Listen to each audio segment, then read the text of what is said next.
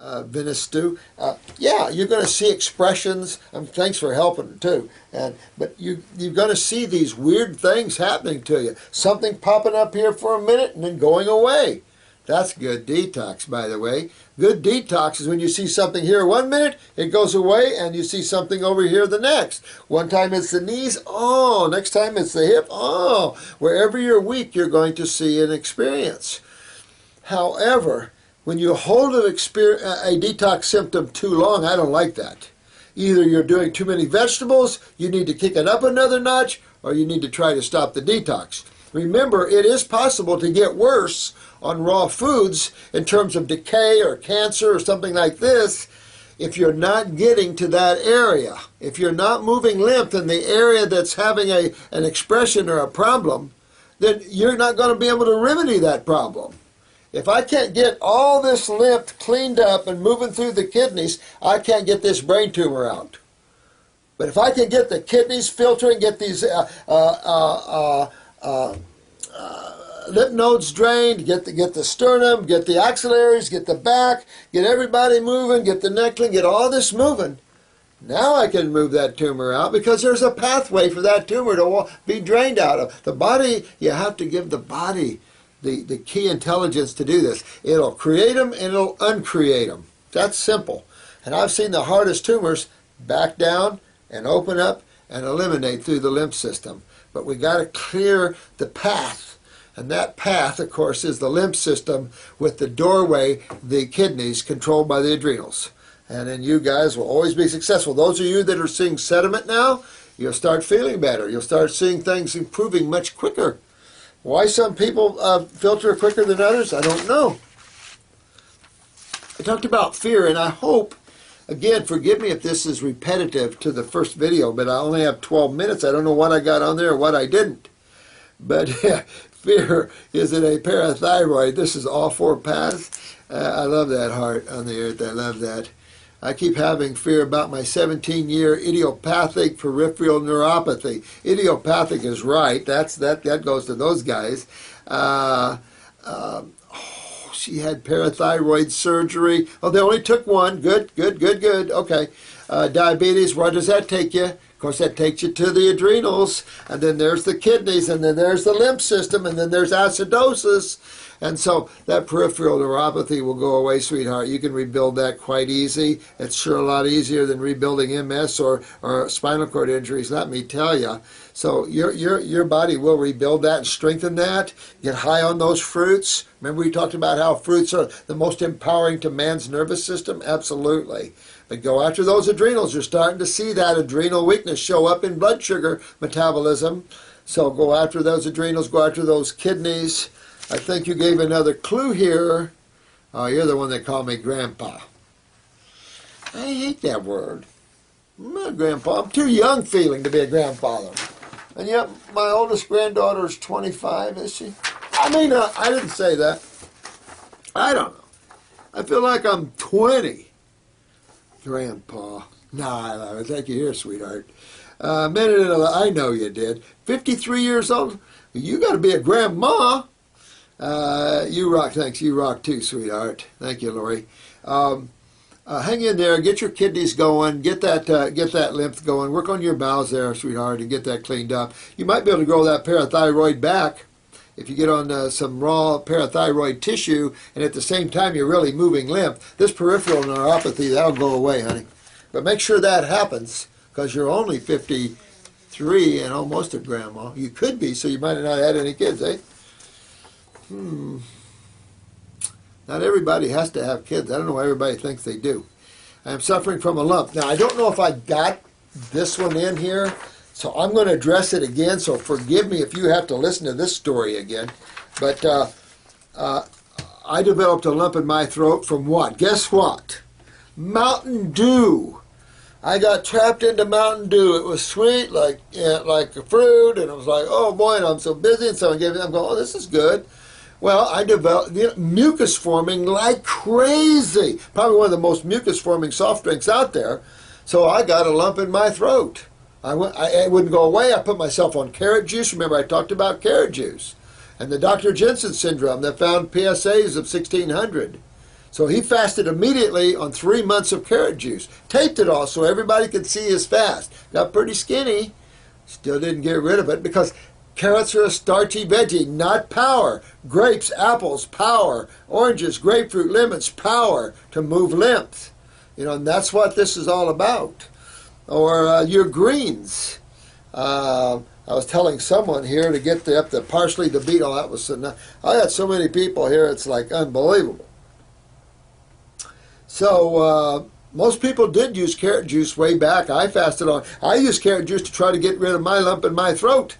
I knew it was mucus. I was trying to get it to break up because I knew how I put it in.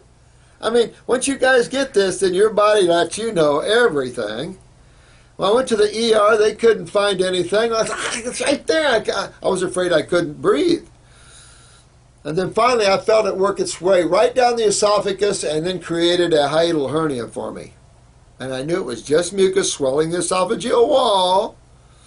So same thing here, bro. Detoxify. Get into the fruits, berries, and melons and really start pulling that out. Move your lymph system. Clean up the GI tract. Use Lymphatic 1 capsules. GI, stomach and bowel formula. 2 kidneys. Another lymphatic liquid if you want. And really honk on moving your lymph system. You could use the 3-lung tea too to help break that up. See, in the earlier years, I didn't have herbs to help me. Now we got some tools, and that's the key, tools. And you guys will come up with even more of them. So it's cool stuff.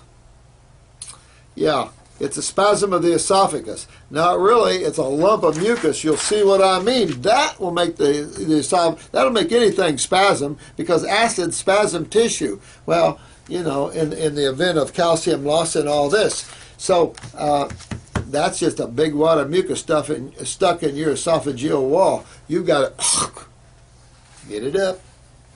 Get it up. Oh, man.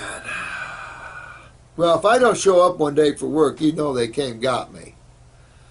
This is a scary time on this planet where governments don't want to lose their power.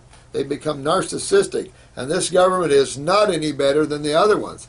This idea that they won't kill you, there's a few people at Kent State that'll disagree with you. This government will kill you just as fast as you can turn around. I had sort of a, 6 string. You kick butt, man, kick butt. Rosalind, we have music. We have Chris monkeying around with the YouTube. That's what we got. Now he loves it, you know what? And Chris is a good guy. He's a real good guy, and he really is growing with that. You guys are helping him feel good about himself and that he has a big role in life. He's always been kind of, that way, and now, I hire people like that to get them out of their shell and to make them grow. This is about hair analysis. Now, forgive me if I covered this on that 12 minutes, okay? Because, but I have to do this again. I have complete adrenal exhaustion and underactive thyroid from my hair analysis results. I was recommended that I eat protein meat with supplements, minerals, and to stay away from fruits and veggies. I'm a bit confused. This is the KB. Don't be confused.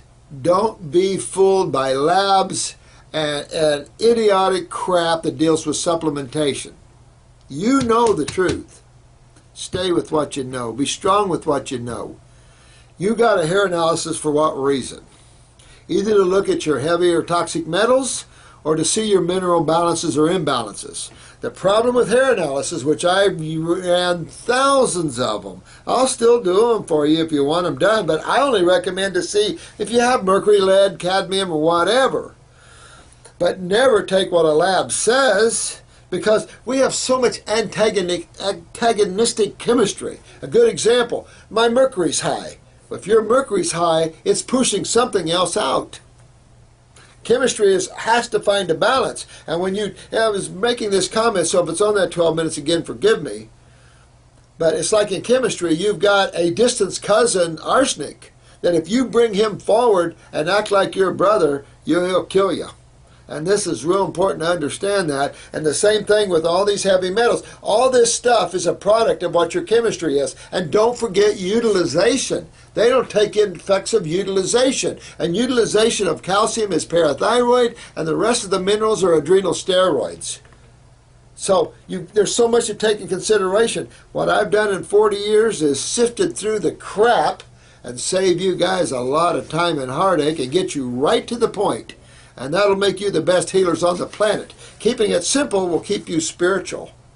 Because if you try to get too intellectual, it'll pull you out of your spiritual seat.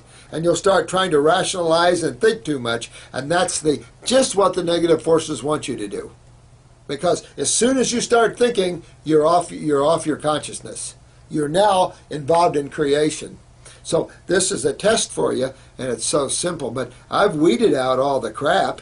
And, it's one thing to add something, but here and there. But these mineral analysis, these labs, I was taught by Paul Eck, and he's the #1 hair analysis guy. And I can just tell you, though, that forget what they say about supplements. It'll get you nowhere. This is just a hair analysis, just a quick look at your toxic metals and stuff. You can't even use your calcium, magnesium, phosphorus. You can see what's out of whack, but you can't bring it into a homeostasis with other chemistry. You can't do it. You got to go what's deeper. I'm taking you guys deeper into the body and saving you guys a lot of heartache and stuff. Someone asked me about whooping cough. Well, woohoo! Whoop it out of there. What system do you think's involved in whooping cough? Blood? Nope. I'll give you one more guess. That's right, the lymph system. The lymph system. Go after that lymph system. You can use the 3-lung T. You can use the lungs #2. Definitely hit the kidneys. Definitely hit the adrenal glands. Definitely hit the GI tract. Definitely hit the lymph system. Always use that Fab 4. Always. And then, like this lung and bronchial, you're going to use 3-lung T. You can breathe it in to drain the sinuses as well. But you're going to bring some stuff up here if you allow this to happen. Stay on Parasite M just to keep any major microbe activity and partying down to a low roar. So you got Parasite M, that's your antibiotic. But you really want to expectorate. And anything to help you expectorate. You're in a lot of mucus, feel like you got pneumonia, bronchitis too, okay. But your body is pulling and trying to remove stuff that you need to remove. So, if you have a fever with it, keep the fever down to 103, and you'll be good. Is this Israel? Kramer. Tally. Yeah. Just detox. 3-lung T, lungs 2. You could do hot and cold compresses on the chest. You could even do a castor oil pack on the chest. Even an olive oil press on the chest. You could even probably do coconut oil on the chest. And drink it in and start breaking up this hardened sputum. And all this, when they're done with this, they'll feel so much better, Tally. Now, gosh, I want to make sure I get all you guys covered. Forgive me, but I'm just, I'm trying. I'm so backed up, but we have a no-show again, and this will help me do this. This lady always no-shows, makes appointments and never shows. Full heart.